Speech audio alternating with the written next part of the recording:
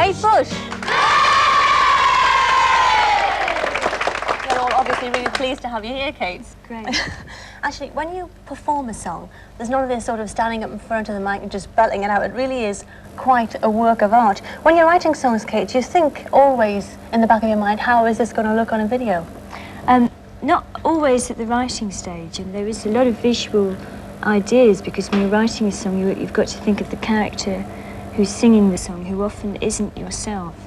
And that character will be in a particular situation, either an unhappy one or in a certain room with a certain person. And I think all these things you actually mentally push yourself into to write the song so that you'll be closest to that atmosphere. And when you make a video, often you can't afford to visually do what you have in your mind.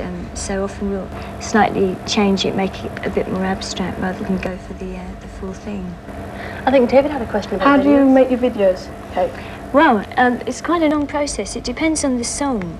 The song really dictates what you have to do with it. Some songs are very simple, and other songs almost become little epics, where you've got to section lots of things together.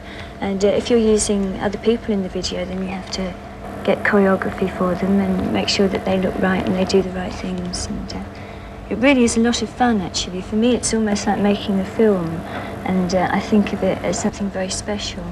Have you brought some storyboards along today to Yes, show I us, have. perhaps? Something that I do for the videos just recently is, in order to let the people that are working on the video know, like the cameramen and all that, I draw these little pictures. I don't know if you can see.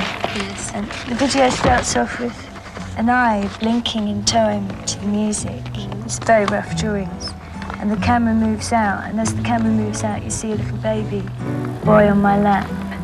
And this is really sort of step by step, almost like a cartoon. What other interests do you have apart from singing and dancing?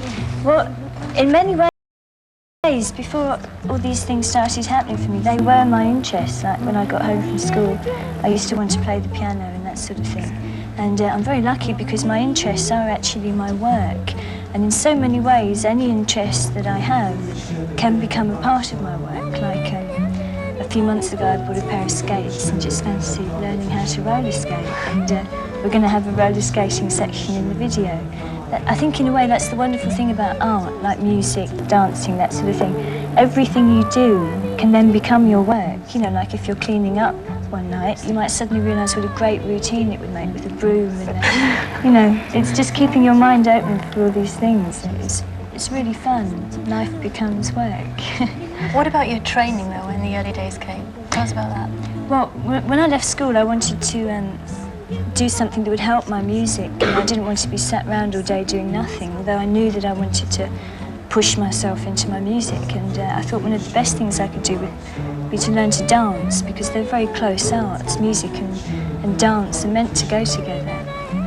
And I went to see an incredible performance by someone called Lindsay Kemp, and I suddenly realised that this was what I was looking for, this sort of movement combined with music. So I took some classes with him, and then went on to the dance centre, which is still existent, and took lessons with a wonderful lady called Robin Kovac and a lot of other teachers, and I've been going ever since, really, on and off.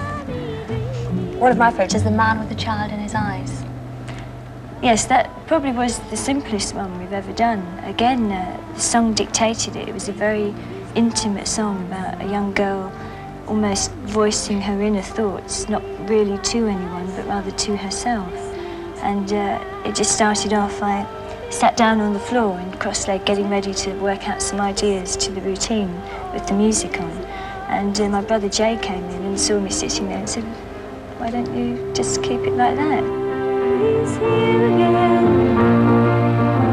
the man with the child in his eyes. He's here again,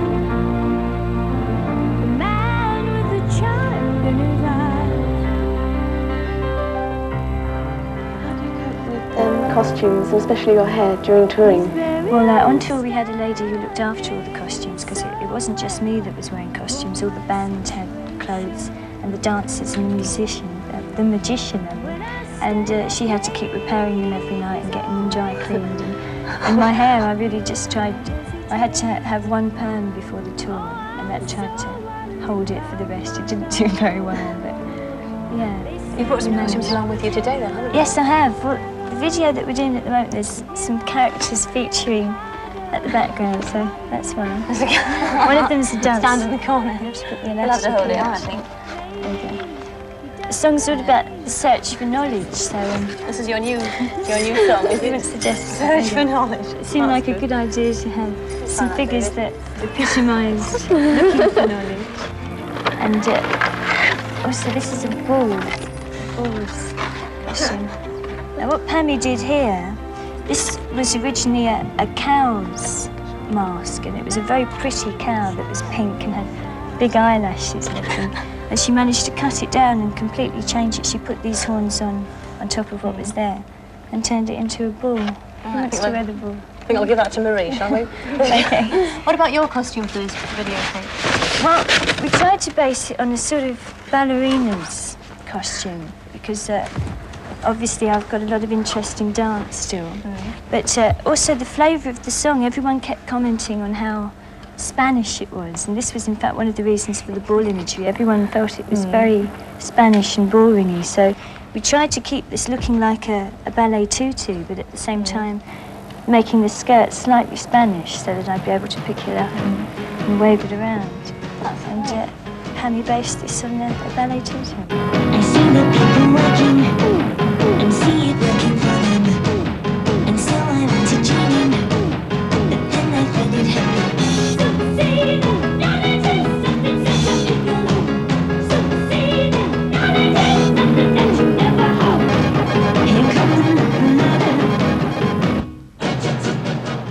It really is a lot of fun, actually. For me, it's almost like making a film, and I think of it as something very special.